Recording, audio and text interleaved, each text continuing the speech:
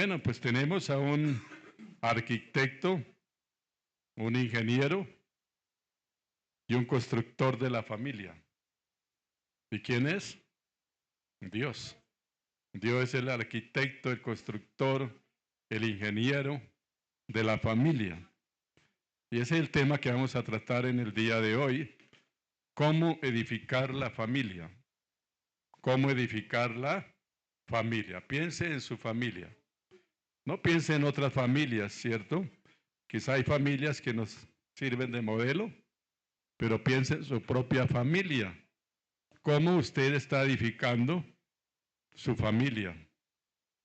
¿Y qué debe hacer? ¿Cómo puede mejorar? ¿No es cierto? A veces cuando falla una construcción, ¿qué pasa? Si está levantando alguna edificación y falla, ¿qué pasa? Se puede caer y se ha caído. Efectivamente, ¿no? Por muchas razones. Una de las razones tal vez fundamentales son los cimientos que se colocaron. ¿Sí? Malos cimientos. También puede ser la clase de materiales, ¿no? Materiales de baja calidad. Entonces hace que la edificación se venga al piso. En forma muy similar, ¿cierto? Cuando no edificamos bien a nuestra familia con los principios de Dios, se puede venir, ¿qué? A tierra. Y eso es lamentable. Si es lamentable que se venga un edificio a tierra, es más lamentable que una familia, ¿cierto?, venga a sucumbir por una mala construcción, una mala edificación. Vamos entonces a comenzar leyendo un pasaje en Proverbios. Acompáñenme a leer este pasaje en el libro de Proverbios. Primero vamos al capítulo 9, versículo 1. Dice así la palabra del Señor. La sabiduría edificó su casa, labró sus 7 ¿qué? Columnas. La sabiduría edificó su casa, labró sus 7 columnas. Y vamos un poquito más adelante al capítulo 24 de ese mismo libro de Proverbios, los versículos 3 y 4. Con sabiduría se edificará la casa y con prudencia se afirmará. Y con ciencia se llenarán las cámaras de todo bien preciado y agradable. Así que el principio para edificar una familia correctamente es la sabiduría. Pero no es la sabiduría humana, sino la sabiduría que da ¿quién? Dios, la sabiduría que viene de lo alto, como lo dice Pablo. Esa es la sabiduría. Necesitamos entonces padres que tengan la sabiduría de Dios para edificar a su familia. La esposa, el esposo, sean guiados por Dios, por el Espíritu Santo, para construir esa familia. La familia tiene que ser construida, tiene que ser levantada, así como se va edificando alguna vivienda, vamos construyendo entonces la familia. Y así como una edificación está sometida a tormentas, así también la familia está siendo sometida ¿a qué? A tormentas. Y si no quedó bien la construcción, pues puede venirse abajo. En estos días recientes, ¿cierto? Estaban hablando de un huracán Elena, creo que se llama, en Estados Unidos, y mostraban las imágenes de la destrucción, ¿no es cierto? Cómo habían quedado destruidas esas viviendas, y fuera de esos muertos, ¿no? Más de 50 muertos que había dejado este huracán. Similarmente, entonces, hay vientos muy fuertes contra la familia, ya lo dijimos en una predicación pasada, pero cuando hay una familia bien construida, con la base fundamental que es Dios, la sabiduría de Dios, van a venir los vientos, las tempestades, pero esa familia va a perdurar y va a seguir adelante y va a crecer en lugar de menguar. Vamos a hablar entonces hoy de 7 columnas para edificar la familia. Escuche bien, grábese bien esto en su cabeza y en su corazón. 7 columnas, porque leímos en Proverbios 9:1. La sabiduría edificó su casa, sus columnas, 7 columnas. Y la primera columna la vamos a ver, ¿cierto? Leyendo Proverbios 15, 16 y 17. Mejor es poco con el temor de Jehová, que gran tesoro donde hay turbación. Mejor es la comida de legumbres donde hay amor, que buey engordado donde hay odio. Muy bien, y vamos a combinar eso que nos está diciendo ahí Proverbios con Hebreos. Vamos a saltar adelante, ya finalizando casi la Biblia, Hebreos 12, 14 y 15. Hebreos 12, 14 y 15. Mirad bien, no sea que alguno deje de alcanzar la gracia de Dios, que brotando alguna raíz de amargura os estorbe, y por ella muchos sean contaminados. Bueno, muy bien. Entonces está hablando este versículo, ¿seguir qué? Seguir la paz con todos. Y esa paz con todos tiene que ver primero con nuestra familia. Entonces la primera columna que usted va a construir, va a edificar, es la columna de la paz. En un hogar, en una familia, ¿cierto? Debe existir la paz que da el Señor Jesucristo. No puede ser un hogar de discordias, ¿cierto? Hogar de rencillas, donde haya maltrato de palabra, ¿cierto? Donde se crea un ambiente, una atmósfera muy desagradable.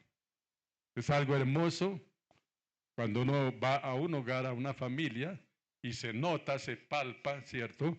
Que es un hogar de paz. Allí uno quiere estar. Pero también hay momentos donde se nota que no hay paz, sino que hay rivalidades. Y entonces uno quiere ¿qué? Salir. Salir cuanto antes, ¿no? De aquel lugar. Hermanos queridos, padres de familia, hagan de su hogar un hogar de paz. Que reine la paz, la armonía. Que las palabras que se dicen sean edificantes, no destructivas. No que hayan gritos de unos hacia los otros, ¿no es cierto? A veces hay desavenencias entre padres e hijos. Eso no debe suceder en un hogar cristiano. A veces hay desavenencias entre los mismos hermanos de una misma familia. No debe existir eso, porque el hogar que Dios ha estipulado, ha diseñado como el arquitecto, el ingeniero, es un hogar para vivir en paz. Es una gran dicha, es una gran bendición vivir los padres, vivir los hijos, bajo esa paz que nos da el Señor Jesucristo. Pero para que reine esa paz, primero tiene que estar la paz en nuestra vida. Por eso dice que no haya ninguna raíz de amargura. Si algún miembro de la familia tiene amargura en su corazón, eso se va a traducir a todo el ambiente de la familia. Eso va contaminando. Eso es contaminante, es destructivo. Por eso entonces examinémonos bien. ¿Cómo está la paz de Cristo Jesús en su corazón? Y por consiguiente, ¿cómo está la paz de Cristo Jesús en su hogar? Que no sea un campo de batalla, ¿no?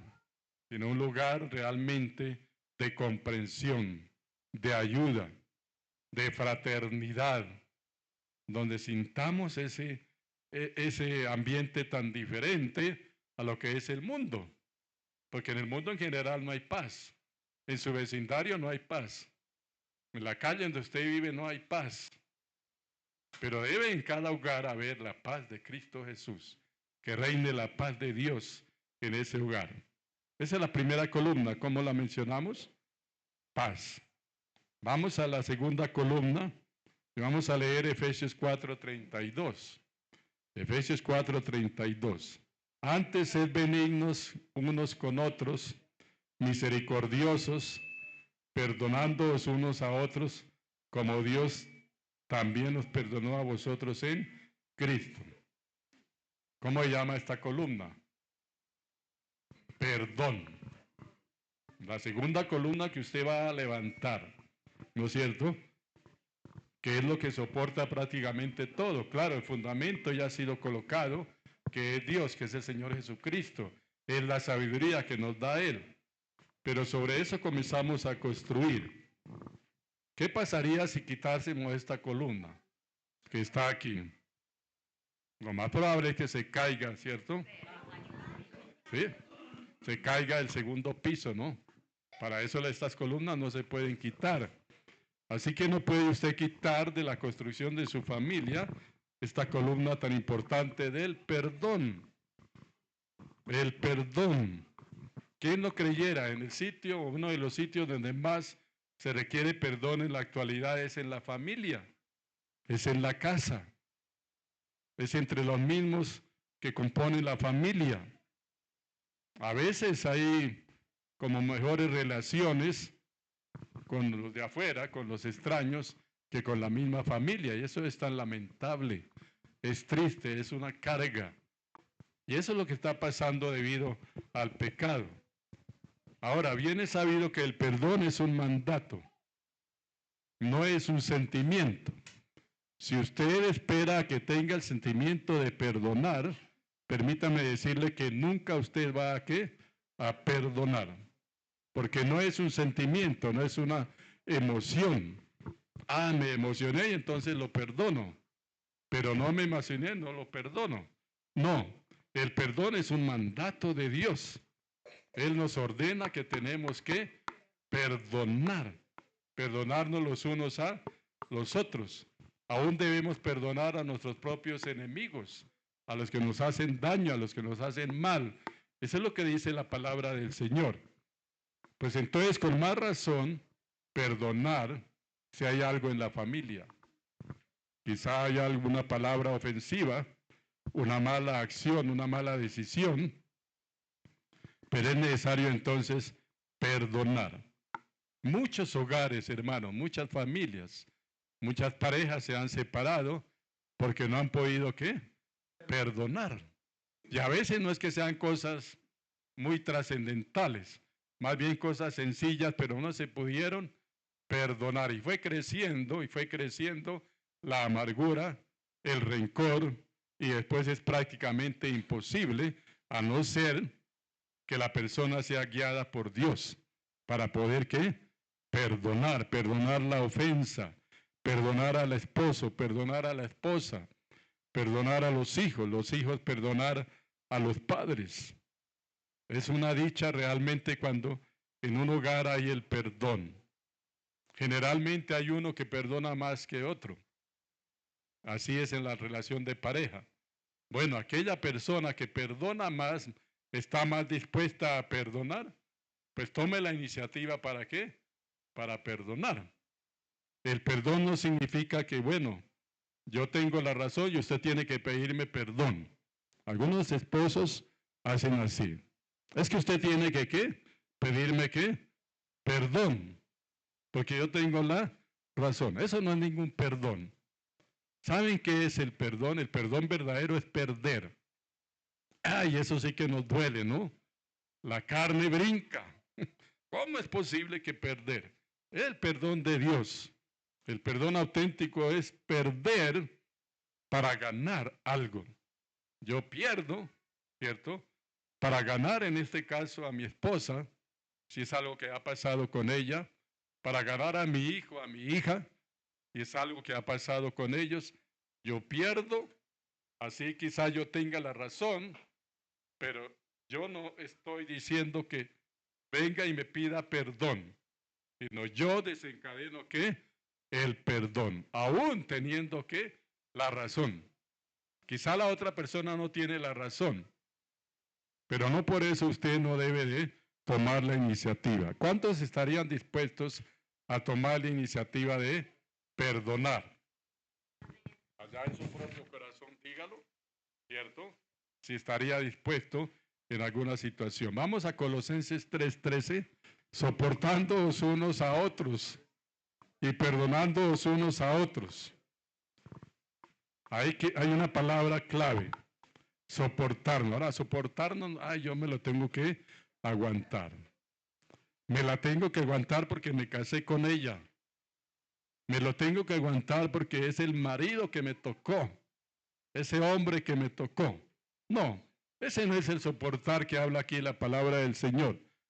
Aquí la palabra del Señor está hablando de ayudarnos, soportarnos. Cuando colocamos un soporte para que algo se sostenga, ese es el sentido de soportar, no de aguantar. Generalmente se ha tomado el sentido de aguantar. Yo me lo tengo que aguantar.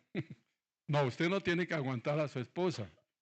Usted tiene que soportar a su esposa. ¿Qué significa eso? Que usted va a ser el soporte para ella. Usted como esposa no tiene que soportar al esposo. No tiene que aguantar al esposo, sino soportarlo, o sea, ser el apoyo. Ese es soportarnos unos a otros. Soportándonos unos a otros. Y luego, ¿qué dice? Perdonándoos unos a otros, si alguno tiene queja contra otro. Y ese alguno puede ser su esposa. Ese alguno puede ser su esposo. Puede ser su hijo. Tiene alguna queja. ¿Y qué dice? Perdonándose, perdónese. ¿Y cuál es el ejemplo? De la manera que Cristo os perdonó. Ese es el ejemplo. Así debemos también hacerlo nosotros. La manera como Cristo perdonó. ¿Cómo perdonó Cristo? ¿Cómo nos perdonó Cristo? ¿Porque nosotros éramos buenos? No. Dice que estábamos en nuestros delitos y pecados y Él nos perdonó. Nos justificó aún estando en nuestros delitos y pecados. Cristo no esperó, bueno, voy a esperar a ver si se arrepiente, ¿cierto? Si cambia, si se vuelve una buena persona, entonces lo voy a perdonar. Por el contrario, nos perdonó siendo nosotros pecadores, mereciendo la pena, mereciendo el castigo. Así que la segunda columna que usted va a construir, o que debe seguir construyendo, porque ya lo estarán haciendo, es la columna del perdón. ¿Cuántos estarían dispuestos a levantar esta columna en su hogar, para su familia, que sea una familia fuerte en el poder del Señor? Vamos a la tercera columna, primera de Timoteo 5:8. Porque si alguno no provee para los suyos y mayormente para los de su casa, ha negado la fe y es peor que un incrédulo. Muy bien. Y vamos a leer otro pasaje para acompañar los dos, Efesios 5:28. Así también los maridos deben amar a sus mujeres como a sus mismos cuerpos. El que ama a su mujer, a sí mismo se ama. Muy bien. Y vamos a Efesios 6:1-3. Hijos, obedeced en el Señor a vuestros padres, porque esto es justo. Honra a tu padre y a tu madre, que es el primer mandamiento con promesa, para que te vaya bien y sea de larga vida sobre la tierra. Bueno, en estos tres pasajes de la palabra del Señor nos está hablando básicamente de responsabilidades. Responsabilidades. Entonces, la tercera columna que vamos a levantar, ¿no? Construir, es la columna de la responsabilidad. Hoy en día necesitamos personas responsables, que tengan presentes sus deberes antes que los derechos. Escuche bien, y esto no suena bien en la sociedad, ¿no? Y menos en la que estamos viviendo en la actualidad en nuestro país. Pero todo el mundo habla de sus derechos. Yo tengo derecho. Entonces yo tengo derecho y como tengo el derecho rompo, destruyo, ¿cierto? Porque tengo el derecho. Pero ¿quién habla del deber? Nadie. Hermanos, necesitamos en las familias personas responsables. La tercera columna es responsabilidad. El deber. Primero está el deber que el derecho. Si usted cumple el deber, entonces sí, goza de su derecho. Pero nosotros, o el ser humano más bien, la sociedad ha invertido todo. Primero mi derecho, ¿no? Y todo el mundo pelea por su derecho. ¿Sí? El trabajador pelea por su derecho. El empleador también por su derecho. El gobierno por su derecho. El pueblo por su derecho. Pero qué tal que un día, ¿no? Todo el mundo empezara a pensar en función de su deber. Entonces el trabajador diría, yo tengo el deber. El empleado, el empleador, el patrono diría, yo tengo el deber y debo cumplir ese deber. El gobierno diría, yo tengo ¿qué? El deber. El pueblo diría, yo tengo el deber. Oiga, sería algo que maravilloso. Pero creo que por ahora es una utopía. Es algo que no se puede ¿qué? Cumplir. Por ahora. ¿Cuándo se cumplirá? Cuando haya un cambio total que solamente le puede dar el Señor Jesús. Así que, ¿cómo está usted en cuanto a responsabilidad? Como padre, ¿cómo está su responsabilidad? El primer versículo que leímos apunta a eso directamente. Que si alguno no provee para lo suyo, y está hablando específicamente para el varón, es el proveedor, tanto espiritual como material, de la familia. Y Pablo aquí es duro, porque dice que si no provee para los suyos, y mayormente para los de su casa, ha negado ¿qué? La fe. A mí me parece duro lo que dice Pablo, pero es la realidad.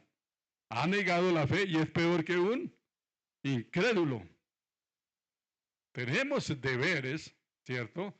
Como parte de una familia. Usted como papá, usted como mamá tiene deberes, pero usted también como hijo tiene deberes. Los hijos muchas veces reclaman a los padres, ¿cierto? Pero cumplen con deberes. No. Ahora, como padres debemos ir enseñando a los hijos los deberes. Hay padres que les hacen absolutamente todo a los hijos y piensan que los están criando bien. No, no los están criando bien. Por el contrario, están criando hijos que realmente son irresponsables más adelante. ¿Cuáles deberes les está colocando a sus hijos? Yo sé que aquí hay familias que le han colocado deberes a los hijos. Usted tiene que hacer esto, usted debe hacer esto. Me parece eso maravilloso. Así debe ser. Porque hermanos queridos, no es ningún secreto. Estamos viviendo un tiempo de unos hijos jóvenes, jovencitos, jovenzuelos, ¿cierto? Realmente tan aperezados, ¿cierto? Parece a veces como que no fueran de este mundo, ¿cierto? ¿Por qué? Porque los padres los han malformado. Y hay mucha responsabilidad de los padres. Y después vienen entonces los problemas que se crean alrededor de esa mala formación. Sus hijos deben de cumplir ciertos deberes en su casa. Al menos enséñeles a tender la cama. Quizá al comienzo no queda bien tendida, ¿no? Quedará por ahí con alguna arruguita. Pero enséñeles eso. Hay padres, y básicamente madres más bien, que le recogen la ropa. El hijo deja la ropa por ahí en el piso botada y la mamá es la sirvienta. Va a recogerles todos, hacerles todo, mi chinito, mi chinita, ¿no es cierto? Es una mala crianza, una mala enseñanza que no está de acuerdo a la palabra del Señor. Hay que hacer de nuestros hijos que sean personas responsables. Tienen que ir adquiriendo ¿qué? Responsabilidad desde temprana edad. Ellos pueden hacer ciertas cosas. Claro, usted no va a poner a un niño a que haga un almuerzo, ¿cierto? quizá algo más sencillo. Ahora, también se presenta la situación cuando algunos padres dejan al cuidado de los hijos mayores los hijos menores. No debe ser así. Usted crió un hijo, levante a ese hijo. Y no diga, "Ah, no, yo traigo mi hijo al mundo, yo engendro a mi hijo, y entonces que me lo cuide mi hija mayor, que me lo cuiden mis hijas que son mayores". No. ¿Quién dijo que el hijo estaba para criar al hermano? El que debe criar es el papá y la mamá. Eso es responsabilidad, hermanos queridos.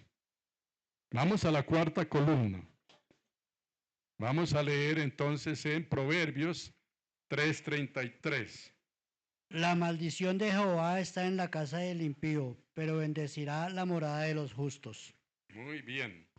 Y Efesios 5:3-5. Porque sabéis esto, que ningún fornicario o inmundo o avaro que es idólatra tiene herencia en el reino de Cristo y de Dios. Nadie os engañe con palabras vanas, porque por estas cosas viene la ira de Dios sobre los hijos de desobediencia. Bueno, esta columna entonces les vamos a llevar la vamos a llamar la columna de la pureza. Esa es la columna de la pureza, la cuarta columna. ¿Cuál es la primera? Paz. La segunda, perdón. La tercera, responsabilidad. La cuarta, pureza, ¿cierto? Ya se va levantando la edificación, ¿cierto? Ya tenemos, ¿cuántas columnas? 4, ¿cierto? 4 columnas levantadas, ¿cierto? Es muy importante entonces la pureza en la vida de cada persona que compone la familia, comenzando con papá y mamá. Pureza de corazón, pureza en sus actos, pureza en sus palabras, en el diario vivir. Y eso se refleja y los hijos captan eso. Hermanos queridos y amigos, los hijos son como esponjas. ¿Están absorbiendo qué? Todo. Y usted a veces dice, bueno, pero él ni se da cuenta. Los hijitos desde pequeñitos se dan cuenta de todo. Si papá y mamá realmente como que viven lo que ellos dicen que son. ¿Sí me hago entender? Ellos captan todo, absolutamente todo. Y uno de los asuntos más importantes que nosotros debemos de tener presente es la pureza. No debe haber entonces actos grotescos de ninguna manera. No se puede permitir el pecado bajo el techo de su hogar, de su casa. Ya lo he dicho y yo tengo que volverlo a repetir, porque al fin y al cabo Dios me ha colocado para advertir. Si su hijo o su hija tiene un novio o una novia, ¿cierto? No permita que ellos se queden en la casa de ella o de él. No debe ser eso. Usted como padre, usted como madre, no debe permitir eso en su hogar. Qué pena, pero aquí no, ¿cierto? No es que vengo a quedarme aquí con mi noviecita. No. Usted tiene que tomar una decisión. La correcta es no permitir el pecado, de ninguna manera. Porque usted está siendo cómplice del pecado. Quiere decir que usted está apoyando de alguna manera eso. Y Dios no permite eso. No debe haber en una familia palabras deshonestas, truhanerías, cosas que realmente no convienen. No puede haber, dice en otra parte de la palabra del Señor, ningún fornicario o inmundo o avaro, que es idolatría. Todo eso tiene que ver con la pureza, pureza de labios, pureza de acciones y pureza de corazón. Qué lindo es un hogar así, cuando los hijos tienen esa pureza. Ahora, estamos viviendo en un mundo tan difícil para eso, pero yo creo que no es imposible. Yo doy gracias al Señor porque tengo en la propia familia y también he visto en familias de acá hijos que aún ya siendo jóvenes son inocentes. Yo me gozo con ellos. Yo me gozo con esas personas. Porque estamos viviendo en un mundo tan corrupto, tan dañado, tan perverso en todos los sentidos. Y qué bueno que ese hijo o esa hija que parece como diferente a todos los demás, pues esa es la hija y el hijo que Dios quiere. Pureza en sus actos, pureza en su corazón. Vamos a la quinta columna. Vamos a leer primera de Juan 4:8, ¿algún hermano? Y ahí mismo, primera de Juan 4:20, 4:8 y 4:20.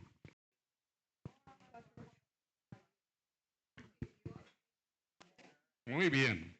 Y el 4:20.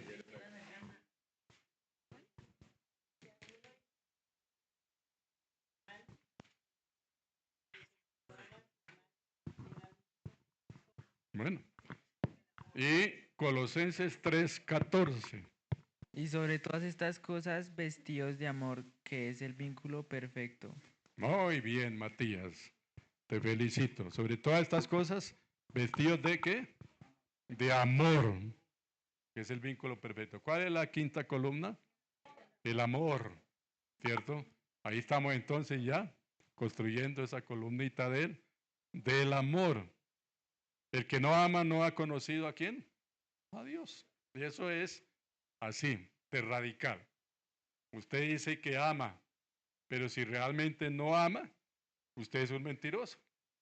Y quiere decir que no ha conocido ¿a quién? A Dios. ¿Por qué no ha conocido a Dios? Porque Dios es amor. Si usted ama es porque realmente ha conocido a Dios. Si usted ama a su esposo, a su esposa, a sus hijos, es porque ha conocido el amor de Dios. El amor de Dios está en su corazón. Ahora, si alguno dice yo amo a Dios y aborrece a su hermano, aquí podemos tomarlo literalmente. Si alguno dice yo amo a Dios, pero aborrezco a mi hermano de sangre, que se dan los casos, ¿no es cierto? Alguno dice yo amo a Dios, pero no me puedo soportar a esta mujer, ¿cierto? Me la tengo que aguantar, ¿cierto? Significa que entonces no está amando, no tiene el amor de ¿qué? De Dios, ¿no es cierto? A veces no es fácil, porque cada persona tenemos diferentes maneras de obrar, de actuar, de pensar. Si fuéramos todos iguales, pues también sería muy aburridor. Gracias a Dios por las diferencias, pero hay que tener sabiduría que da el Señor para amar a esa persona con sus dificultades, ¿no es cierto?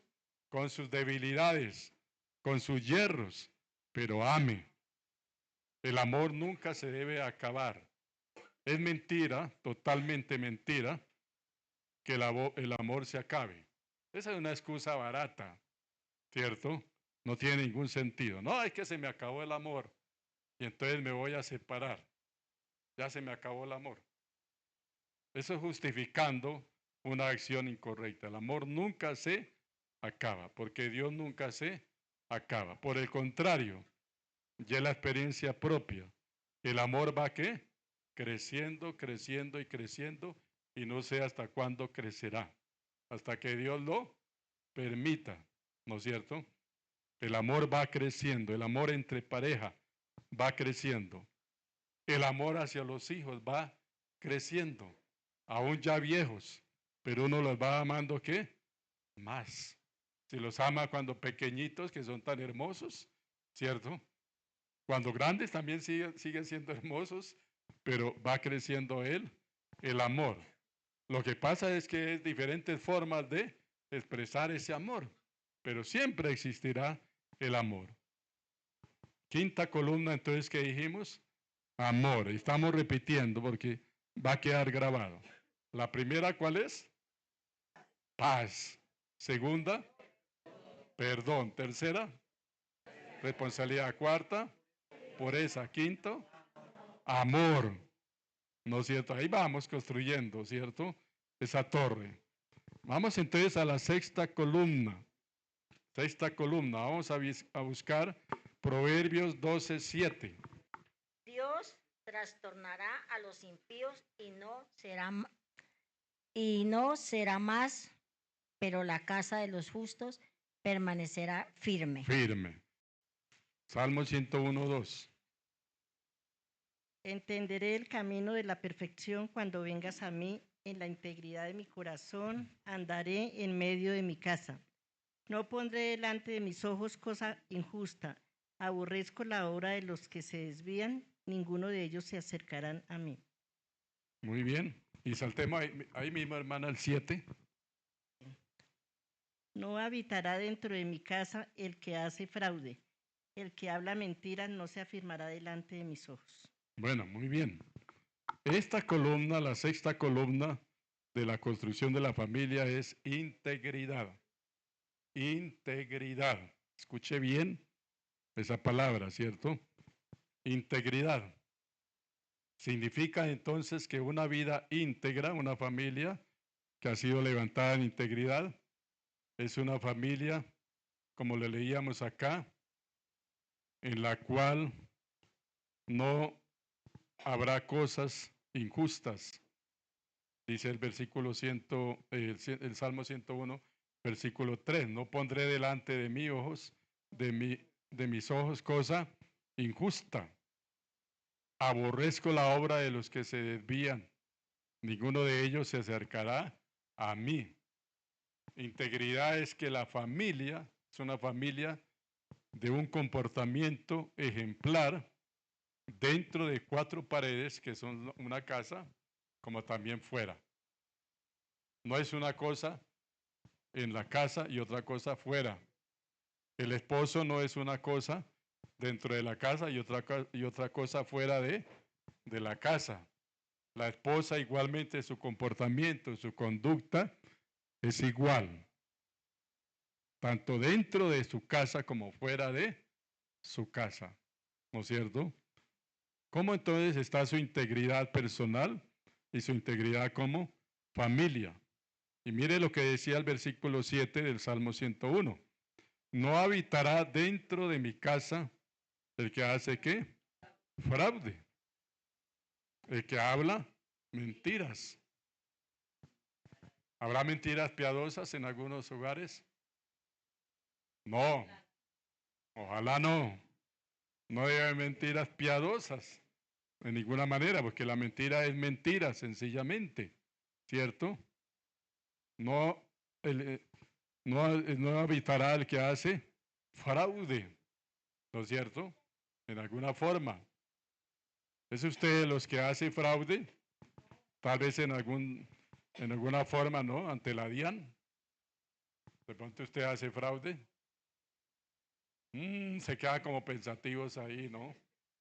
Menos mal que no hay ningún funcionario de la DIAN por acá, ¿cierto? A veces se ofrecen. Esas cosas se les ofrece, ¿no? Hay personas expertas en ofrecer.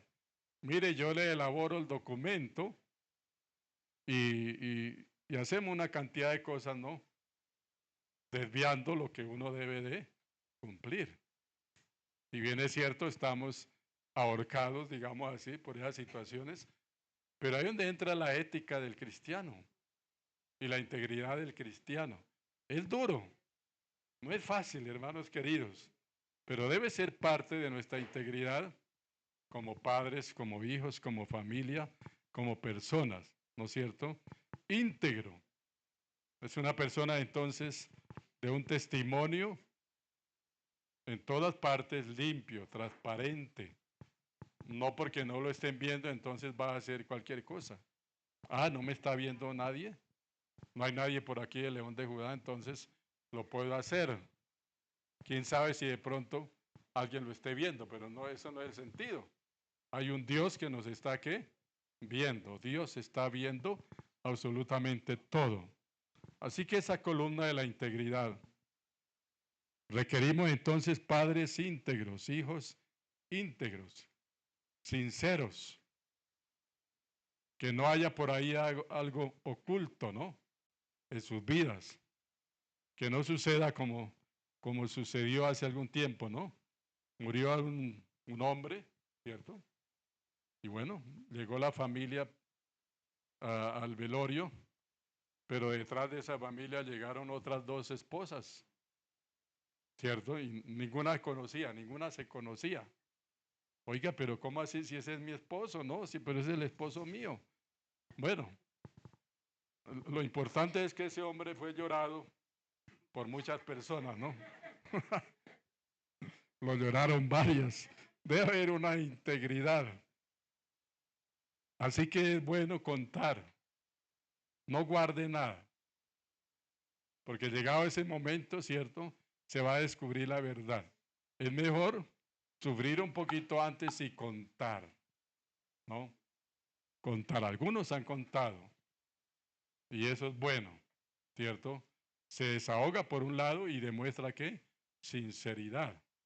Así que si usted tiene algo por ahí todavía que no ha contado a su esposa, ¿qué debe hacer? Contarle, ¿no? Prepárela.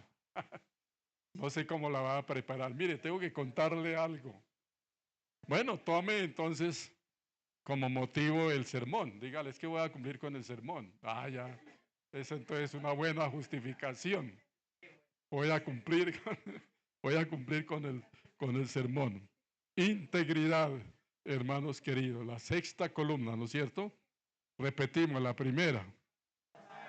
2, perdón, 3, responsabilidad 4, 5ª, integridad. Bueno, y la última, ¿cierto? Prácticamente como que abarca a todas las demás. Y entonces volvemos a la lectura que hicimos en los 2 salmos. Leímos el Salmo 127 y el Salmo 128, ¿cierto? Y esta 7ª columna entonces es dependencia total de Dios. Fácil, ¿no? ¿Cuál es la 7ª columna? Dependencia total de Dios. ¿Sí? Ahora, si usted depende totalmente de Dios, en su casa habrá ¿qué?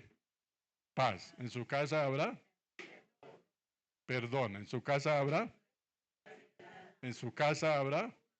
pureza. En su casa habrá amor. En su casa habrá integridad. ¿Sí o no? Si dependemos de quién, de Dios. Mire lo que dice la palabra del Señor. Si Jehová no edificare la casa, el que edifica la casa realmente es ¿quién? El Señor Jehová. Él es el constructor de la familia. Si Él no edifica la casa, en vano trabajan los que la edifican. Porque usted la puede edificar, ¿cierto? De muchas maneras. Algunos la están edificando, ¿cierto?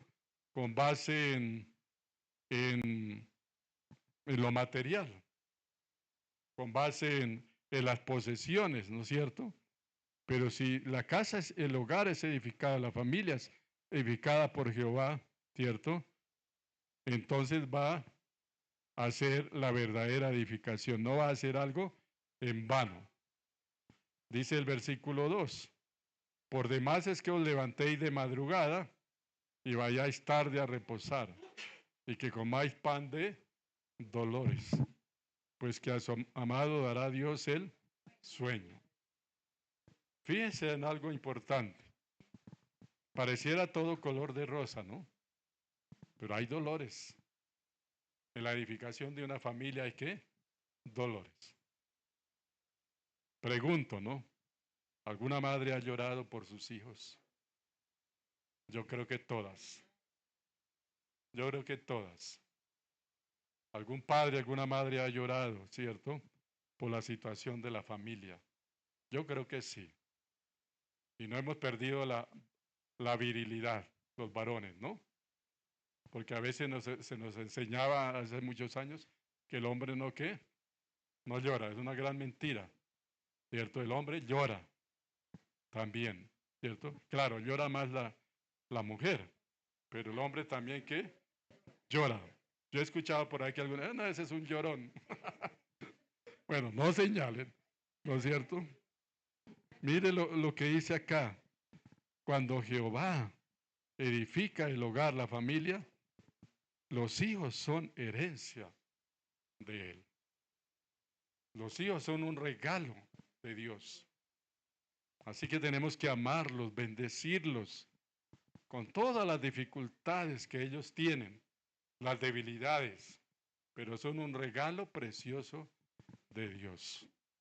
Eso es lo que dice aquí. He aquí herencia de Jehová son los hijos.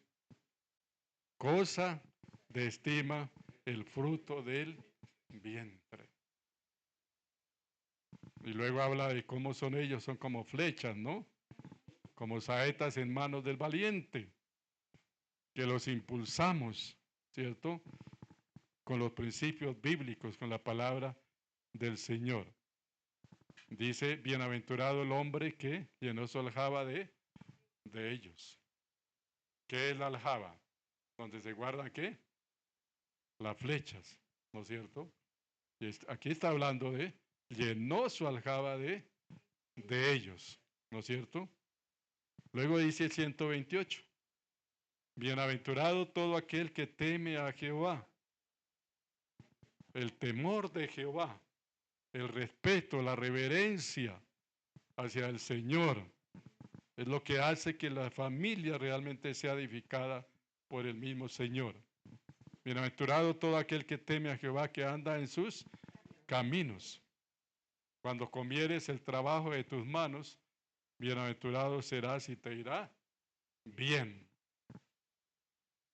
¿Cuántos creen que esa es una realidad? Amén. Cuando realmente la familia ha sido edificada por el Señor, somos bienaventurados. Es una dicha, es un gozo. Cada día yo amo más a la familia. Cada día yo amo más a la esposa. Usted debe amar cada día más a su esposa. Usted como mujer debe amar más a su esposo, amar más a sus hijos. ¿No es cierto? Orar por ellos, orar, bendecirles. Mire esta hermosa figura. Tu mujer será como vid que lleva fruto a los lados de tu casa. Mire la figura que utiliza aquí el salmista, ¿no es cierto? Como esa vid que da el fruto, así es la mujer, la esposa. Tus hijos como plantas de olivo alrededor de tu mesa. He aquí que así será bendecido el hombre que teme ¿a quién? A Jehová. ¿Cuántas columnas entonces levantamos?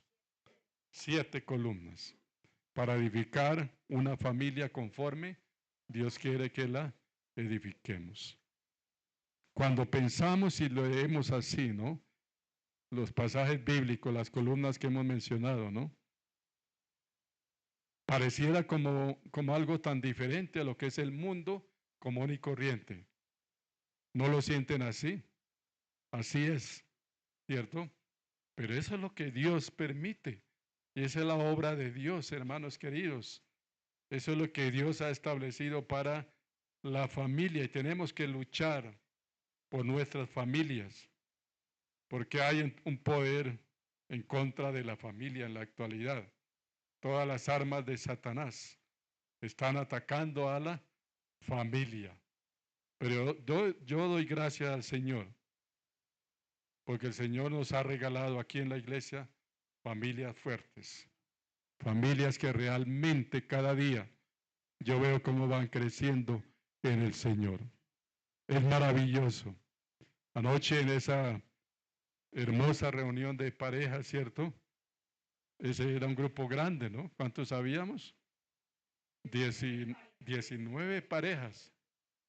Pero yo no solamente estoy pensando en la pareja, estoy pensando en la familia de cada una de esas, ¿qué? Parejas. Imagínense, multiplicamos 19 parejas. Digamos que tengan al menos un promedio de 2 hijos. Y hasta más. De 2 hijos, ¿cierto? ¿Cómo se va qué? Multiplicando, multiplicando. Y nosotros tenemos que creerle al Señor, confiar en el Señor, saber que Él está bendiciendo a nuestra familia. Ahora la pregunta es, ¿qué piensan hacer con estas 7 columnas? ¿Comenzar a qué? ¿Edificarlas o continuar qué? Edificando, ¿cierto? No deje que esas columnas queden por ahí, ¿no? Sino que sean un hecho o una realidad. Amado Señor, te damos gracias por esta palabra maravillosa que tú nos das. Tú eres, Señor, el arquitecto, el diseñador, el constructor de la familia, de cada uno de nosotros. Por eso, Señor, te alabamos y te bendecimos. Gracias, Señor, por lo que tú estás obrando en cada familia de esta congregación. Tú estás bendiciendo a los padres, estás bendiciendo a los hijos. Ayúdanos, Señor, a levantar la familia conforme a los principios de tu palabra. Ayúdanos, Señor, te necesitamos, amado Señor. No lo podemos hacer en nuestras fuerzas. Tú eres el poderoso, tú eres el misericordioso, el Dios omnipotente. Para ti, Dios mío, no hay nada imposible, amado Señor. Que en cada hogar, Señor, esté tu dulce presencia. Señor, gracias por levantar a nuestros hogares. Lo creemos en fe. Lo creemos en fe, amado Señor. En el nombre poderoso de Cristo Jesús. Amén. Dios les bendiga, hermanos.